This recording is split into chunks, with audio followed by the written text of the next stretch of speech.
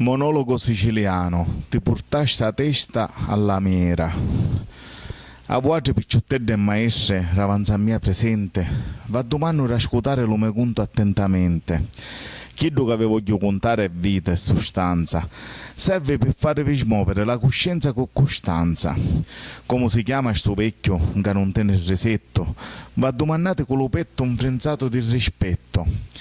Mi chiamo Peppe del nome e more mai di cognome. Certo non saccio come lo mise sto strano cognome, però non mi dispiace se volete sapere la mia opinione. La mia vita è stata zurbusa e amara come lo fele. La vecchiaia ti fa sentire come un'ape che non fa più lo mele.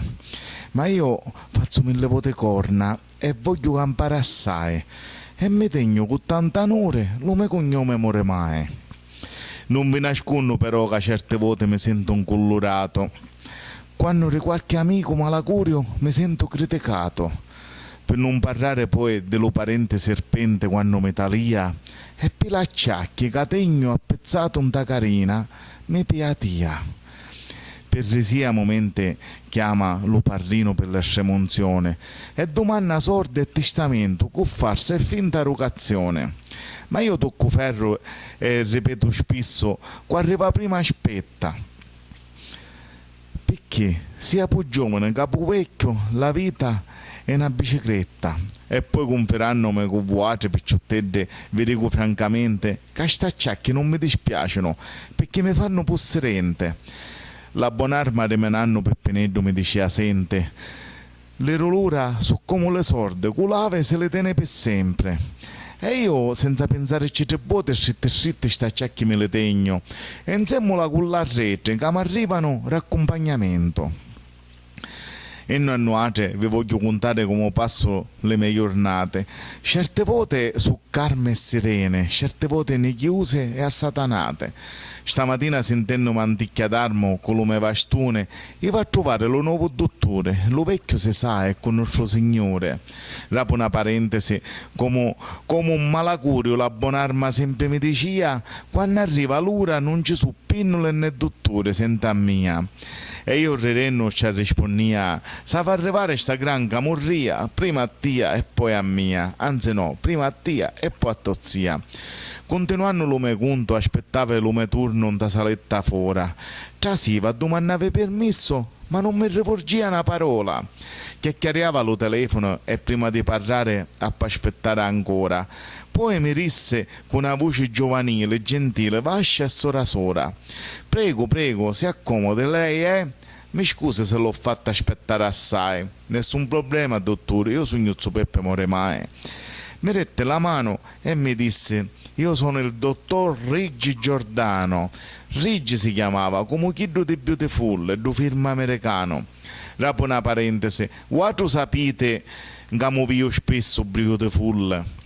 La prima puntata c'era la femmina Kid Biunna tra tante fanciulle, ma come si chiamava? Brucche. Ora ci penso, prima non mi venia. Chi sta negaredda chiamavano Bruschetta, madre mia quanto chiancia.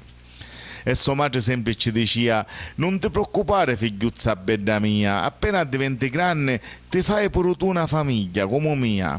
Ha diventato grande e si fece tutta la famiglia, soggira, zito, cugnato, persino per lo cagnoletto che tenivano davanti a porta via scatteato.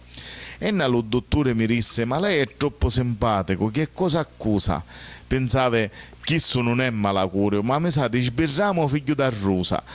Lo tale ave ci disse, io non accuso a nudo, che ci pare che sogno pentito io? E poi picchi rire, mi piglia per fisso o vino vivio? Poi mi disse, no, volevo dire che cosa si sente. Sta domanda mi pare un poco strana e pure impertinente. Mi sento a radio, Celentano, Mina, caporrazza però non mi piace. Si dice capoblazza, le chiedevo se sta bene o se sta male. Che mi dice? Ora stai bene, ma quando hai cose da pare mi sento male. Per guarire di sta malattia, lei non so come consiglia ripigliare. È possibile, dottore, che non mi posso ripigliare? e non mi dicesse pensi alla salute e non ai sordo, si faccia una passiata. Quando va a piglio a pensione, oltre alla mattinata, mi faccio pure camminata. Dottor, lei ci crede che questa miseria che piglio non arrivo manco a fine mese? Per sia manco a lei posso pare, a solo pensare c'è su rosette cammise. E poi a lei, tutto francamente, lo pago io, lo paga Napoli, non è lo stesso per lei. Sì, e allora signore Sciopà. Certo, sto dottore è veramente simpatico, non mi fa presce e mi ascolta, ogni tanto tali orologio e una sigaretta a dume e una trastuta. Pure lo dottore di prima fumava così assai, per me era come un figlio, ci diceva non fumasse perché fa male, potevi ascoltare a mia, potevi ascoltare il mio consiglio. Sasi ora fuma in cielo con l'angela Grazielluzza. Quella Grazielluzza, che mia moglie è buona armuzza. Quando morivo non mangiava completamente per una settimana, chiancia, mi disperava e la notte non dormia e smaniava. Quando Mischinedda era malata, io alla chiesa priava a denocchione, davanti allo crocifisso ci diceva sempre allo nostro Redentore: Signoruzzo mio, che senza Dio uno dei due avesse avere una malattia, meglio io e noi. Signoruzzo mio, canzama Dio uno dei due avesse avere un incidente, meglio io e noi. Signoruzzo, canzama Dio uno dei due avesse a restare vedovo, meglio io e noi. Per fortuna non tengo malattie, forse anticchia pressione avota o forse anticchia glicemia. A dieta banniano da televisione continuamente, sempre la stessa parasia. Eppure vi voglio confessare una cosa, senza che vi pare una gran fissaria. Io ogni tanto l'ho fatto e qualcuno mi scrisse apposta pure una poesia. Lo suo nome è sempre vivo dentro la mia mente. Non la penso affatto quando sogno di uno. Parlare di Ida è noioso e porta tormente. Certe volte ci dico parole alla manna del paese, ma quando sogno sazio e all'esto di mangiare mi sento un curpa e la comincio a cercare.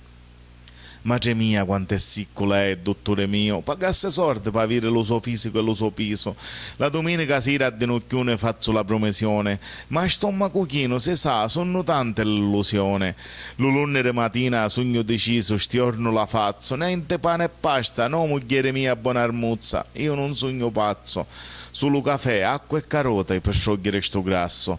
Posteggio la macchina e mi metto a camminare, ma verso le 10 la panza mi sento telefonare. Ma sei sicuro? Mi pare che stai per esagerare, per lo troppo di uno la mente ti può alleggerire. Io non voglio eccare picchio, non voglio convincere e manco tentare, ma un paninetto con la provoletta e la salama, a quanto sei grosso, che ti può fare? Ma sì, una cosa me la mangiare, e nico che mi può fare? Se cammino chiossai magari non mi fa ingrassare, verso l'una da panza mi sento a retelefonare, ma non capo fare lo modello, qualche chilo a 70 anni se ci pensa attentamente non fa male. Pensa a chi di catena a diabete non può più mangiare, ma antichedda di pasta astura, che ti può fare? No, stavolta non sogno all'ammecato, stiorno non mangio. E tu non mi tentare, Valanza, tengo un vestito gessato appezzato, che mi accattò la buona armuzza di Graziella Tanno, che quando lo talio mi metto pure a lacrimare. Sì, ma passa da farmacia e pisati prima di mangiare, se proprio la vuoi fare. Chissà sì, sta parola te la faccia passare. Madre mia, è più grosso da ieri, ma come si può fare? Chi sono sacrifici non ne faccio per ingrassare. Tali a dan facce, panelle, crocchè e mevosa, la salaire, la valanza raretura. Vi non so che fare, a re da panza mi sento pipiteare.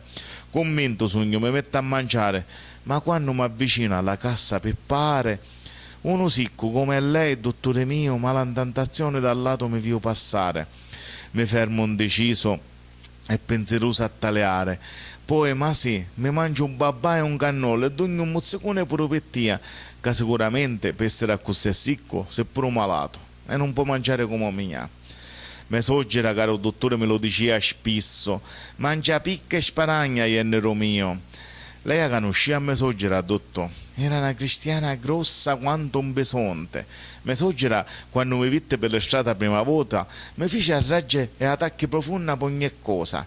Ci disse a sua figlia in to momento: figlia mia, pensaci buona. Ma sei sicura? Non facciamo che questo cerca solo un'avventura. Per fortuna non si stia l'amore mio grazie a Luzza, e decisa ci disse: madre, io lo voglio, ora sogno la sozzita. Una sera a metà conosciva il suo gentile parente, suo padre che chiariava apriato e reria pennente, sua madre mi squadrava muta con una faccia di serpente, poi rapia la bucca puntandomi come un marvevente. Io sogno una soggera tutta pa famiglia, mi faccio le fatte mette, dugno la mia figlia. Perciò stai attenta, non ti fare maraviglia, se t'addomando se può essere roba, oro e briglia. E non mi aspetto paglia e manco pane di caniglia. Casa è sorda e ci calmaro l'ansia riseduta dentro petto, ma continuava a guardarmi con l'occhichino di dispetto. Gudduriata tagliava sempre la mia panza, a voce vascia diceva: madre mia quanto mancia. Diceria data do matrimonio alla comune, a voce vascia ripetia: smuovete pezzo di passolone. Per lo matrimonio tutta inchiellettata s'avantava, ma ora ti pare pun malore s'arrassava. Fammi subito una nipotedda, ciocioleava Iennero mio, non mangiare pesante se ci vuoi fare ingrassare l'oravante. Sposino la veria spesso a domandare: figlia mia, ancora niente, come finio? L'albero confutta, se è colpa sua, tagliala di sutta. Per lo vattio ripetia sempre: assomiglia a mia sto picciriddo cianco, a meno male figlia mia, tuo marito non è bianco. Ora era anziana e stava sempre chiusa dentro a casa, ma la sua bocca era come un mitra e manco vasa. Si scanta spesso delle altre zingare arrubatine, e io per difenderla tanto quando era viva appizzava fuori da sua casa volantine scrivendo: per favore care altre malantine, sparagnate la mia bella soggera scantata che sta sola a primo piano fino alla scurata, che tenne la chiave fuori dentro rasta pelatata, e a cucchia picciola e si stringe spesso musso. Ne hanno pure carità e parrina a crocifisso, ripetendo sempre prima di canciare subito discusso: Iennero mio, coleva picciola e non mette, sempre ci rimette. Dotto perché tali orologio, scarico per caso lo mio tempo, mi mise a parlare e passare 3 ore come vento. Allora sta chiacchierata quanto mi viene di pare. Qualcuno mi può criticare, ma per qua è solo come mia e non tiene amici e parenti, questa non è una camorria. 30 euro per fare mascotare un amico a pagamento, per mia non so niente. Mi sento felice, importante e contento. Noi vecchie siamo a così, volemo compagnia a tutte le ore e ne contentiamo pare sorde per non essere lasciate sole. Dotto noi spesso piangiamo in silenzio per la triste sorte, quando dello spizzi vedremo rapere le porte, e poi per creare ciramo ne asciugamo l'occhio lucente, sperando con lo cuore in pena e la mente assente di ritornare per sempre tra le braccia di figlie, frate e parente, fino a quando un ne chiama lo grande onnipotente. La saluto, dottor grande amico mio a pagamento. Questa è una storia vera, che a certe vecchie e a certe vecchie non ci dona avvento.